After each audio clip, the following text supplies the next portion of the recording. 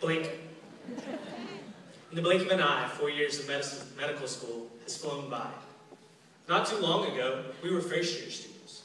We were bright-eyed, bushy-tailed, and idealistic. We showed up 10 minutes early to everything. We even took notes. We volunteered at free health clinics in our spare time. We had a clear vision of why we wanted to do this, of why we wanted to be doctors. We wanted to connect with people. We wanted to learn genetics. We wanted to touch our patients and change their lives. We wanted to, quote, help people. But we didn't really know too much. Luckily, we're a lot better at some things now. We don't fail biochemistry tests anymore. We know where the thyroid is. We know a few drug interactions. And before fourth year, we knew how to treat heart failure pretty well. We know how to scrub in for surgery, know how to cut suture, and how to tie knots. And after a little bit of trial and error, we know how not to use 2 fingers on a prostate exam. So no one will argue with us. We're better now than we used to be. But these 4 years, let's be honest, they haven't been easy. In fact, they've been quite a struggle. And struggle brings change. All the hours and days spent studying, the gallons of coffee, the minimal sleep and maximal exertion, 4 years of medical school has changed us. It has changed our wake-up times. It's changed our bodies and our waistlines. It's changed our minds. We aren't as bright-eyed as we once were. We sure aren't as idealistic. For some of us, our volunteering is slowed.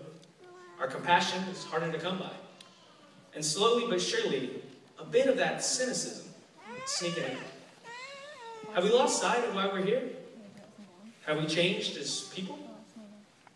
We see mentality changes in the questions that we ask during interviews, like, how much money am I going to make? And how much time off am I going to get? It's important to note that if we don't take care, we can get lost in questions like, how long is that clinic day? And how many patients am I seeing in this afternoon? If we're not really careful, we can just completely get sidetracked with thoughts like, how many years is that fellowship? Or, whoa, you want me to take how many calls? But that's not who we are. And that's not why we started in medicine. Now, having and expressing these thoughts and concerns about our future, it's important. We need to vent. We should be concerned. Occasionally, we may feel that we've worked so hard and struggled for so long that we deserve a short work day and heavy pockets. But that's not why we were called to medicine. And that's not what the first year us would have wanted. So right now, let's ensure that the changes that the challenge of medicine has already brought to us do not detract from who we are, or from us as the people who sought out this challenge. Now is the time to realign with our mission of helping people that got us here. Now is the time to make sure that we are the people that the first year us would be proud of.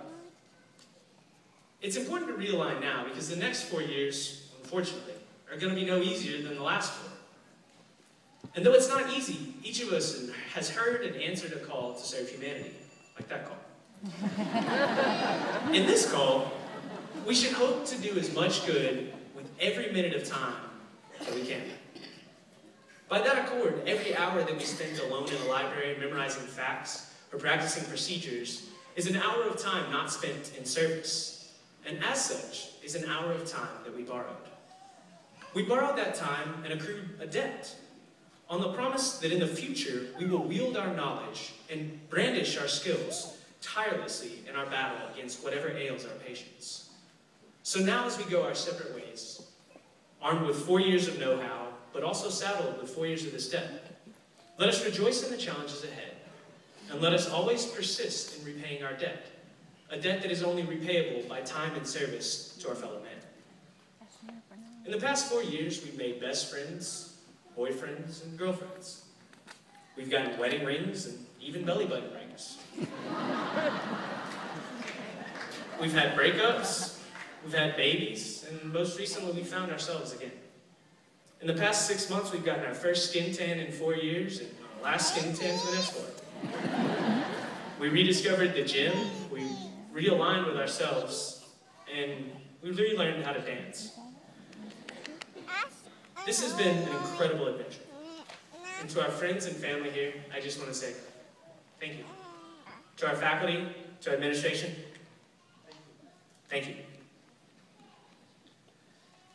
To my classmates, I love each of you.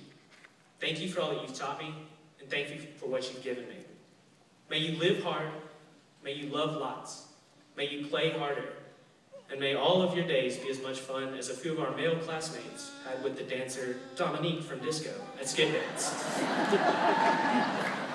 And finally, may we all remember that nothing can take the place of persistence, and that no cause is more noble or more necessary than serving those in need.